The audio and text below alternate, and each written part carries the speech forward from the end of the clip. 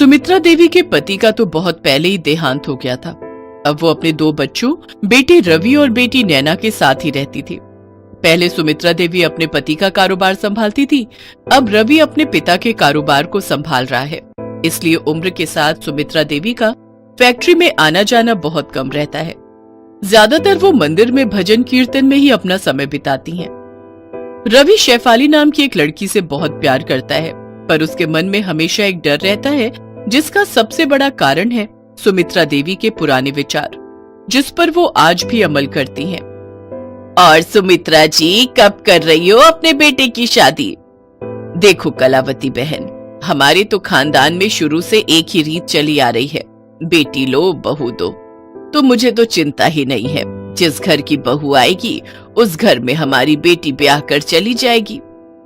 तुम अभी भी पुराने रीति रिवाज को मानती हो। अगर तुम्हारे बच्चों ने अपनी पसंद से शादी करने की मांग की तो फिर क्या करोगी? तुम्हारी ये बात की बेटी लो बहू दो धरी की धरी रह जाएगी। ऐसा कभी नहीं होगा कलावती, मेरे बच्चे कभी मेरी बात नहीं टालते। मैं जहाँ कहूंगी वो वहीं शादी करेंगे। सुमित्रा देवी को अपने ऊपर बहुत घमंड था कि आज भी वो अपने पूरे परिवार को पुराने रीति रिवाज के घेरे में बांधे हुए हैं।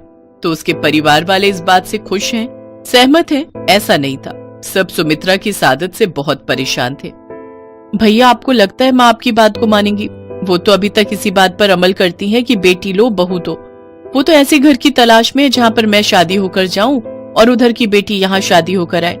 आजकल वो आपके लिए ऐसी लड़की की तलाश कर रही हैं। नैना, मैं शेफाली से बहुत प्यार करता हूँ। शेफाली को मैंने वादा किया है कि मैं उसे अपनी पत्नी बनाऊंगा और इस घर की बहू। इसीलिए मैं आज माँ से इस बारे में बात करने वाला हूँ। तभी सुमित्रा देवी भी आ जाती हैं। क्या बात है, बताओ तो, क्या बात करनी है मुझसे? माँ कोई नहीं, आप पहले बैठो, फिर आराम से मैं बात करता हूँ। माँ मैं पानी लेकर आती हूँ। हाँ बोल, क्या बात है? माँ, मैं शेफाली से बहुत प्यार करता हूँ। मेरा मतलब है, शेफाली बहुत अच्छी लड़की है। हम एक दूसरे को बहुत सालों से जानते हैं। माँ, मैं शेफाली से शादी करना चाहता हूँ। तू तो जानता है ना बेटा कि हम जिस घर से बहू लेते हैं उस घर में बेटी देते हैं। तुम्हारे दादा परदादा के समय से ही रीत चली आ रही है। मैं इस घर में बहू बनकर आई थी तो तुम्हारी बुआ भी हमारे घर बहू बनकर गई थी और आज तक वो भी यही रीत निभा रही है। तुम्हें पता है ना, पिछले साल उन्होंने भी अपनी बेटी की जब शादी की तो उनके घर में बहू बनकर उनकी बेटी की ससुराल की ही लड़की आई थी। हमारे खानदान में यही रिवाज चलता है। क्या शेफाली का कोई भाई है जो कुंवारा हो और जो हमारी नैना से शादी कर सके? फिर मुझे कोई ऐतराज नहीं। हाँ भाई तो है, पर पता नहीं वो हमारी नैना को पसंद आएगा या फिर नैना को वो पसंद आएगा या नहीं, ये भी तो देखना है। तो एक बार बात करके देख लेते हैं। चल, कल ही चलते हैं शेफाली के घर। नैना सब कुछ सुन रही थी, वो भी बहुत परेशान थी और रवि भी। अगले दिन सुमित्रा देवी रवि के साथ शेफाली के घर जाती हैं और वही बात दोहरा देती हैं जो इतने सालों से कहती आ रही थी। बहन जी, आपको बुरा न लगे तो मैं यही कहना चाहूंगी, ये तो जबरदस्ती वाली बात हो गई। सच तो ये है कि हमने अपने बच्चों को हमेशा अपनी पसंद की शादी करने के लिए ही हामी भरी है। शादी 2 लोगों के बीच अगर पसंद से हो तो वो रिश्ता सालों साल टिकता है। और जहाँ तक मैं अपने बच्चों को जानती हूँ, मेरी बेटी ने रवि को पसंद किया है और मेरा बेटा आयुष भी किसी लड़की को पसंद करता है। उसने मुझे पहले ही बता रखा है। मेरे बच्चे मेरे से कुछ नहीं छुपाते। तो फिर बात यहीं खत्म होती है। ये शादी नहीं हो सकती। मैं तो अपने बेटे की शादी उसी घर में करूंगी जिस घर की बेटी हमारे घर आएगी। बेटी लो बहू दो, बस यही हमारी शर्त रहेगी। पर माँ रुको तो। सुमित्रा देवी उस समय किसी की नहीं सुनती और वो वापस घर आ जाती है। पर उस दिन के बाद रवि उदास रहने लगता है। वो अपनी माँ के खिलाफ नहीं जाना चाहता था। नैना अपने भैया को उदास नहीं देख सकती थी। उसने रवि की आंखों में आंसू देखे थे। नैना शेफाली को फोन करती है। शेफाली भाभी, मैंने तो उसी दिन आपको भाभी मान लिया था जिस दिन रवि भैया ने आपके बारे में बताया था और आपसे मिलवाया था। अब आप दोनों को मिलने से कोई नहीं रोकेगा। अब आप दोनों के जीवन में सारी परेशानियां दूर हो जाएंगी। हमेशा रवि भैया का ख्याल रखना भाभी। नैना, मुझे कुछ ठीक नहीं लग रहा, तुम क्या करने वाली हो?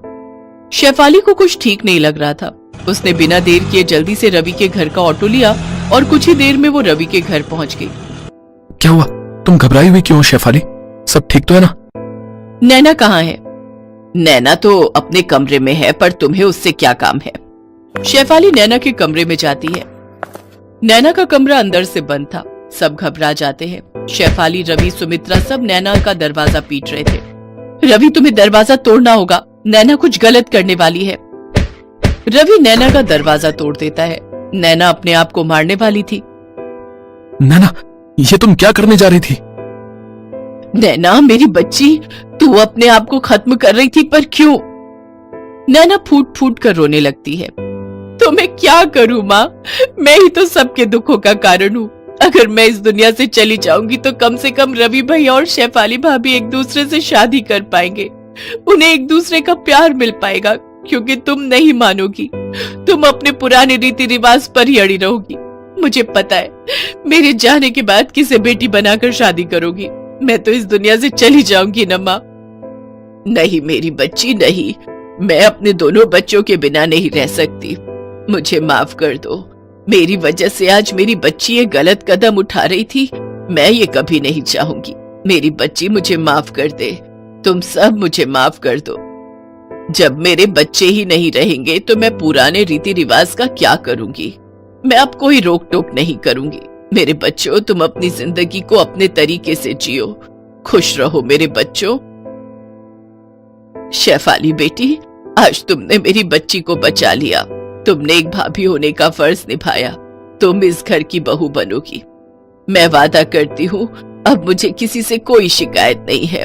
बस अब मैं अपने आप को बदल दूंगी। नैना, रवि और शेफाली की आंखों में खुशी के आंसू आ जाते हैं। कुछ दिनों बाद धूमधाम से शेफाली और रवि की शादी होती है।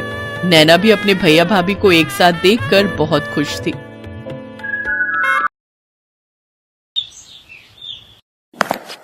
सुरेखा, तुम यहाँ हो? बाहर सब तुम्हें ढूंढ रहे हैं, जल्दी चलो। नहीं, मैं बहुत थक गई हूँ, थोड़ी देर आराम करना है मुझे। कैसी बातें कर रही हो सुरेखा? अजय और रीमा का स्वागत तो तुम ही करोगी ना? क्यों? मैं क्यों करूंगी उनका स्वागत? अपनी माँ से करवाओ ना। ओहो सुरेखा, तुम भी ना हद करती हो। ये वक्त नहीं है इन सब बातों का। बाद में जितना चाहे नाराज हो लेना, पर अभी सबके सामने तमाशा मत करो। जल्दी चलो। अपने पति के जोर देने पर सुरेखा बुझे मन से ही सही, लेकिन अपने देवर अजय और नई नवेली देवरानी के स्वागत के लिए घर के दरवाजे पर आकर खड़ी हो गई। लेकिन तभी उसकी सास सुजाता ने उससे कहा, ये क्या, आरती की थाली में मीठा तो है ही नहीं, और ये 500 का नोट थमाएंगे हम इस घर की बहू को। ओहो सुरेखा, सच में तुम पर तो कोई काम नहीं छोड़ सकते। लाओ मुझे दो, मैं फिर से थाली लगा कर आती हूँ। क्यों माँ जी, जब मैं इस घर में बहू बनकर आई थी तब तो आपने ऐसे ही मेरा स्वागत किया था। 500 रुपए पकड़ाए थे और मीठे में बताशा खिलाया था। देखिए मैंने रखे तो हैं बताशे। सुरेखा की बात सुनकर उसकी सास सुजाता तिलमिला गई, लेकिन आसपास खड़े रिश्तेदारों को देखकर वो चुप रह गई और आरती की थाली लेकर अंदर चली गई। फिर कुछ देर बाद जब वो वापस लौटी तो उसके हाथ में एक नहीं बल्कि 2 थालियां थी। एक में ढेर सारी मिठाइयां और दूसरी में आरती के सामान के साथ घर की पुश्तैनी सोने की अंगूठी रखी हुई थी। ये सब देखकर सुरेखा की आंखें चौड़ी हो गईं और वो गुस्से से अपने पति संजय को घूरने लगी। संजय ने इशारे से उसे शांत रहने को कहा और फिर कुछ देर बाद, अरे माँ, इतना सब करने की क्या जरूरत थी? अरे तू चुप कर, ये शगुन होता है। हाँ भैया, बस शगुन का वजन आने वाली बहू के हिसाब से बदलता रहता है। अब मेरा मतलब है, देवरानी जी कितना कुछ छोड़कर आई हैं आपके लिए, तो माँ जी को तो ये सब करना ही पड़ेगा ना। सुरेखा, तुम जाओ और अंदर का काम देखो। सुरेखा की बातों से साफ पता चल रहा था कि उसे किसी की भी परवाह नहीं थी। इसीलिए सुजाता ने बहाने से उसे अंदर भेज दिया और खुद अजय और रीमा को लेकर घर के आंगन में चली गई, जहां सारे रिश्तेदार आगे होने वाली रस्मों के इंतजार में बैठे थे। उन सभी रस्मों में सुरेखा शामिल नहीं हुई और ना ही कोई उसे बुलाने गया, और इस बात से सुरेखा का पारा और चढ़ गया। सही तो है, मैं एक गरीब घर की बेटी ज्यादा से ज्यादा क्या दे पाऊंगी माँ जी को, लेकिन वो तो भर भर कर नोट लाएगी ना, तो बढ़िया खातिरदारी तो करनी ही पड़ेगी। ऐसी बात नहीं है सुरेखा, तुम गलत समझ रही हो।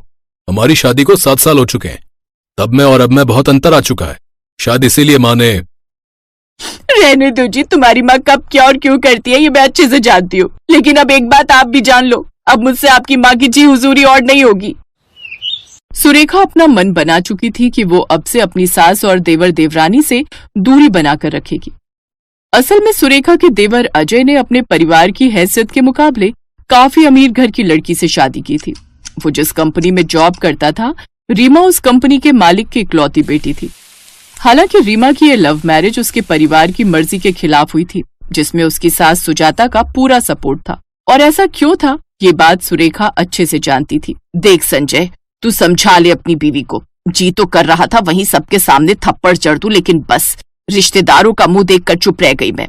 माँ, वो बहुत परेशान है। मुझे लगता है हमें उसे प्यार से समझाना चाहिए। क्यों, क्या परेशानी है उसे? इस बात से ना कि अब उसे उसकी औकात दिखाने वाली आ गई है इस घर में। माँ, बस करो। मत भूलो कि सुरेखा मेरी पत्नी है और इस घर की बड़ी बहू है, और आज तक उसी ने इस घर को संभाला है। लेकिन अब बस, अब वाकई बहुत हो गया। सुरेखा सही है, अब इस घर का बंटवारा हो ही जाना चाहिए। और इस तरह जेठानी और देवरानी के हिस्से एक ही घर में बंट गए। संजय और सुरेखा अपने 2 बच्चों के साथ अपने हिस्से में रहने लगे, और सुजाता ने तो अजय और रीमा को पहले से ही चुन रखा। अरे रीमा, ये क्या कर रही हो? तुम्हें ये सब करने की जरूरत नहीं है। अब मैंने कहा था अजय को कि घर के कामों के लिए एक नौकरानी का इंतजाम कर ले। मेड रखने से मैंने ही नहीं मना कर दिया मम्मी जी। आपको तो पता ही है कि शादी में मेरे घर से तो कोई सपोर्ट था नहीं, तो इनकी सारी सेविंग खर्च हो गई, और फिर इन्हें पापा की कंपनी से भी रिजाइन करना पड़ा और कम सैलरी पर दूसरी कंपनी ज्वाइन करनी पड़ी। अरे अरे, तो क्या हुआ? उसने जो कुछ किया अपने प्यार की खातिर, मतलब कि तुम्हारे खातिर ही किया है ना। और आज नहीं तो कल तुम्हारे मम्मी पापा मान ही जाएंगे। अपनी इकलौती बेटी से कब तक दूर रह पाएंगे भला? एक बार वो मान गए तो सब ठीक हो जाएगा। अब मैं तो कहती हूँ बेटा, तुम आज ही अपने घर फोन लगाओ। और नहीं मम्मी जी, मैं अपने पापा को जानती हूँ। उन्हें अपने पैसों और स्टेटस पर बहुत घमंड है, और उन्हें लगता है कि अजय से लव मैरिज करके मैंने उनका स्टेटस गिरा दिया है। वो मुझे कभी नहीं अपनाएंगे, और सच कहूँ तो मुझे उनसे कोई उम्मीद भी नहीं है। मेरे लिए तो बस आपको और अजय का प्यार ही काफी है। अच्छा, हाँ हाँ, सही तो है। वैसे बेटा, तुम्हारे पापा ने शादी से पहले तुम्हारे नाम पर कुछ? नहीं मम्मी जी, पापा ने जो कुछ भी मेरे नाम कर रखा था वो सब कुछ मैंने अजय से शादी करने से पहले ही उन्हें वापस लौटा दिया, क्योंकि अगर वो अजय को नहीं अपना सकते तो मुझे भी उनसे कुछ नहीं चाहिए। रीमा की बात सुनकर सुजाता के कानों से तो जैसे धुआं ही निकलने लगा, क्योंकि अब तक वो तो यही सोचे बैठी थी कि रीमा की शादी अजय से हो जाने के बाद उसके घर की काया पलट होने वाली थी। उसे उम्मीद थी कि अमीर बाप की इकलौती बेटी होने की वजह से रीमा के पास बेशुमार दौलत होगी, लेकिन यहाँ तो पासा ही पलट चुका था। उधर जैसे ये बात सुरेखा को पता चली तो वो तो खुशी से उछल पड़ी। अरे वाह, अब आया ना मजा। सही कहा है किसी ने, भगवान के घर देर है पर अंधेर नहीं। भाभी, जब भगवान अंधेर नहीं कर रहे तो हम भला क्यों गलत करें? मैंने कभी सपने में भी नहीं सोचा था कि मेरे आते इस घर के 2 टुकड़े हो जाएंगे। अगर कुछ भी गलत हुआ है तो मैं उसके लिए माफी मांगती हूँ आपसे, पर प्लीज भाभी मान जाइए, इस घर को फिर से एक हो जाने दीजिए। क्यों? रसोई के काम, घर की साफ सफाई और माँ जी की सेवा, ये सब अकेले नहीं हो पा रहा क्या तुमसे? ऐसी बात नहीं है भाभी, मैं तो बस। तुम कितनी दूध की धुली हो ये भी मैं अच्छे से जानती हूँ। ये लव मैरिज के ड्रामे बहुत देखे हैं मैंने। अभी तो बड़ी लक्ष्मीबाई बन रही हो, लेकिन देखना कुछ ही दिनों में सब कुछ छोड़ छाड़ कर चली जाओगी वापस। अरे तुम जैसी अमीर लड़कियां क्या जाने कि ससुराल में कितना एडजस्ट करना पड़ता है, कितना कुछ सुनना और सहना पड़ता है। ये कहते हुए सुरेखा की आंखें गीली हो चुकी थीं, जिन्हें देखकर रीमा भी समझ गई कि सुरेखा की तीखी बोली के पीछे आखिर कितना दर्द छुपा हुआ है। इसके बाद उसने फिर कभी सुरेखा से बात करने की कोशिश नहीं की और चुपचाप घर के सारे काम करने लगी। उधर सुजाता के लिए अब रीमा भी खास नहीं रह गई थी। वो ठीक वैसे ही उसे ताने देने लगी जैसे वो सुरेखा को देती आई थी, और रीमा सब कुछ बर्दाश्त करती रही। फिर एक दिन, हाय रे, मेरी तो किस्मत ही फूट गई। सारी सब्जी जला कर रख दी करमचली ने। अरे माँ बाप से पैसा लेकर नहीं आई तो कम से कम थोड़ा सहूर ही सीख कर आ जाती। ये कहकर सुजाता ने रीमा को रसोई से बाहर की तरफ धक्का दे दिया। रीमा जमीन पर गिरने ही वाली थी कि तभी किसी ने उसे संभाल लिया। तू यहाँ क्या कर रही है? वही करने आई हूँ जो बहुत पहले कर देना चाहिए था। मैं समझ गई हूँ, चाहे बहू लव मैरिज करके आई या फिर अरेंज मैरिज करके, अगर वो अपने साथ पैसे भरकर नहीं लाई तो उसकी कोई हैसियत नहीं आपकी नजर में। लेकिन अब बस बहुत हो चुका। अब इस घर में वही होगा जो हम दोनों बहुएं चाहेंगी, और आप बस बैठकर भजन कीर्तन करेंगी, समझी? सुरेखा के तेवर देखकर सुजाता डर गई और कुछ न कह सकी। फिर रीमा ने सुरेखा के गले लगते हुए कहा, थैंक यू भाभी। अब सब ठीक था।